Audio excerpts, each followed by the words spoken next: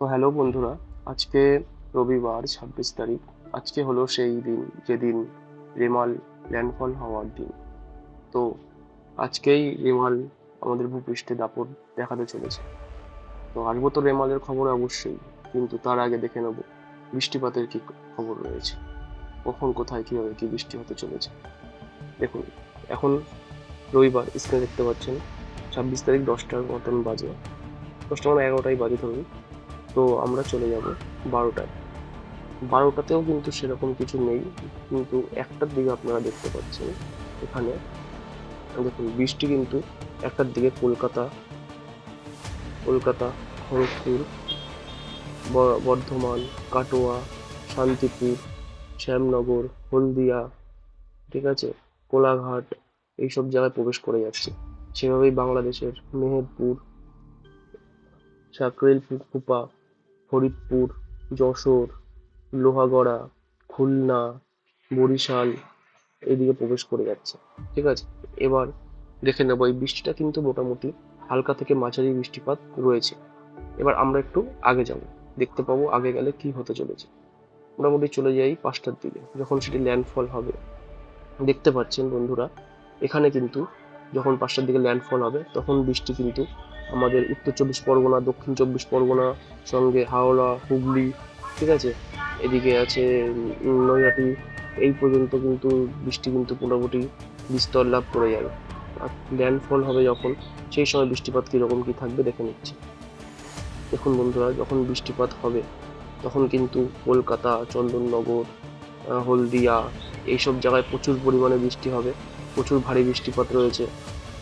বনগাঁ, হাবড়া, ঠিক আছে, বারুইপুর, এখানে আছে জয়নগর, প্রচুর প্রচুর পরিমাণে বৃষ্টিপাত রয়েছে, প্রচুর ভারী বৃষ্টিপাত রয়েছে। সঙ্গে বাংলাদেশে রয়েছে যশোর, এদিকে আছে সাতক্ষীরা, এদিকে খুলনা, এইসব যে অঞ্চলে কিন্তু প্রচুর পরিমাণে বৃষ্টিপাত রয়েছে ল্যান্ডফলের টাইম, এই ধরুন সন্ধ্যে 7টা 8টা নাগাদ।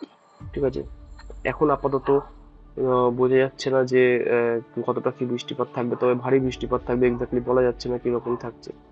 তবে রাত যত বাড়বে তত আস্তে আস্তে আস্তে আস্তে বৃষ্টিপাত কিন্তু অন্য অন্য জেলাগুলো দিকে ছড়িয়ে পড়বে। ঠিক আছে, যত রাত বাড়বে এরপরে দেখা যাচ্ছে এদিকে তমলুক, বালিচক, আরামবাগ, এদিকে বৃষ্টিটা আরো বিস্তর লাভ করবে। যখন ল্যান্ডফল হবে তখন দেখতে পাচ্ছেন বিস্তর জায়গা জুড়ে এই যে যে যে আমাদের মেঘ তৈরি হয়েছিল ঘূর্ণিঝড়ের জন্য, সেই মেঘ কিন্তু প্রচুর পরিমাণে জায়গা জুড়ে বিস্তর লাভ করে প্রচুর পরিমাণে বৃষ্টিপাত ঘটাবে। এরপরে আমরা চলে যাব কালকের দিনে কিরকম কি বৃষ্টিপাত রয়েছে। দেখুন বন্ধুরা, কালকেও বৃষ্টিপাত রয়েছে সব সব অঞ্চলে, এমন কোনো অঞ্চল বাকি নেই ওয়েস্ট বেঙ্গলে আর বাংলাদেশে, মোটামুটি সব অঞ্চলে কম বেশি বৃষ্টিপাত। দেখতে পাচ্ছেন কতটা রেডিয়াস জুড়ে এই ঘূর্ণিঝড়ের প্রকোপে বৃষ্টিপাত রয়েছে। এদিকে মালদা থেকে শুরু করে এদিকে দক্ষিণ 24 পরগনা পর্যন্ত। আর বাংলাদেশ তো পুরো মধ্য বাংলার পুরো ধরে নিতে পারেন কলাই থেকে এইদিকে কলাপাড়া পর্যন্ত, ঠিক আছে, পুরোটাই বৃষ্টিপাত রয়েছে বন্ধুরা, কম বেশি সব জায়গাতেই। তবে মাঝারি থেকে ভারী বৃষ্টিপাতই বেশি দেখা যাচ্ছে, লক্ষ্য করা যাচ্ছে। এবং মঙ্গলবার দিন দেখতে দেখতে পাবো আমরা, মঙ্গলবার দিন দেখছি আমরা যে মোটামুটি কলকাতা ওয়েস্ট বেঙ্গলের ওপর থেকে বৃষ্টিপাত চলে গেলেও তখনও পর্যন্ত কিন্তু বাংলাদেশের ওপরে বৃষ্টিপাত রয়েই যাবে। বাংলাদেশের ওপর সেটি তখনও ঘূর্ণিঝড় তখনও দাপট চালাবে, তখনও তার প্রকোপ সেখানে চলবে। ঠিক আছে, বাংলাদেশে সেই দাপট কমবে কবে?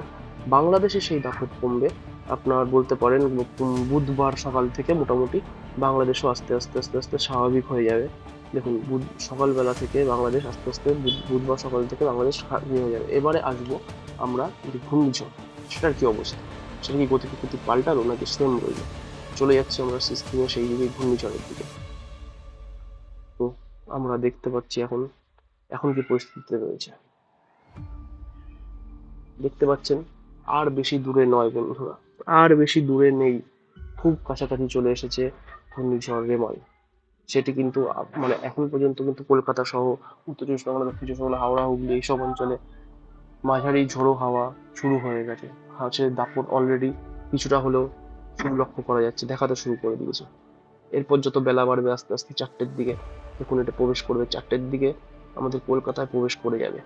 ঠিক আছে, কলকাতা মানে এটির যে রোড ম্যাপ আছে সেটি এক্স্যাক্টলি আমাদের ওয়েস্ট বেঙ্গল বা এক্স্যাক্টলি বাংলাদেশের উপরে, বাংলাদেশের উপর কিছুটা বেশি হতে পারে, কিন্তু কলকাতা আমাদের ওয়েস্ট বেঙ্গলের উপরে কতটা নেই সেটির প্রভাব নিশ্চয়ই দেখা যাবে, কিন্তু সেটি যে রোড ম্যাপ, সেন্ট্রাল লাইনটা যাচ্ছে কিন্তু বাংলাদেশ থেকে।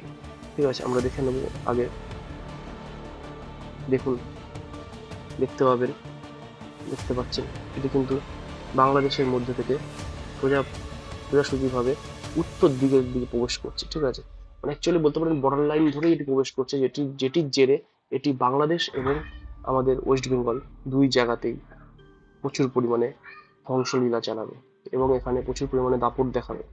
ঠিক আছে, পুরো পুরো বর্ডার লাইন ধরে এই ঘূর্ণিঝড় এগিয়ে যাবে এবং তারপরে সোমবার দিন দুপুর 11টা 12টা নাগাদ এটি বনগাঁ থেকে যখন এটি পাস করবে, তখন সেটি পুরোপুরি আস্তে আস্তে বাংলাদেশের মধ্যে প্রবেশ করতে শুরু করবে এবং সেখান থেকে বাংলাদেশের উত্তরে কলাইয়ের দিকে গিয়ে আস্তে আস্তে আমাদের মেঘালয়ের সাইডে বা বলতে পারেন মেঘালয় থেকে আসামের সাইডে গিয়ে আস্তে আস্তে সেটি নিম্নচাপে পরিণত হয়ে পুরোপুরিভাবে শেষ হয়ে যাবে। ঠিক আছে, তো আমাদের এই ভিডিওটা এই পর্যন্তই রয়েছে বন্ধুরা। এরপরে আবার দেখা হচ্ছে এর পরের ভিডিওতে, যখন ঘূর্ণিঝড় ল্যান্ডফল করছে সেই সময় একটা ভিডিও নিয়ে আমাদের সাথে দেখা হচ্ছে আবার। আপনার সঙ্গে থাকুন, ভালো থাকুন, সুস্থ থাকুন, সাবধানে থাকুন। Thank you, tata.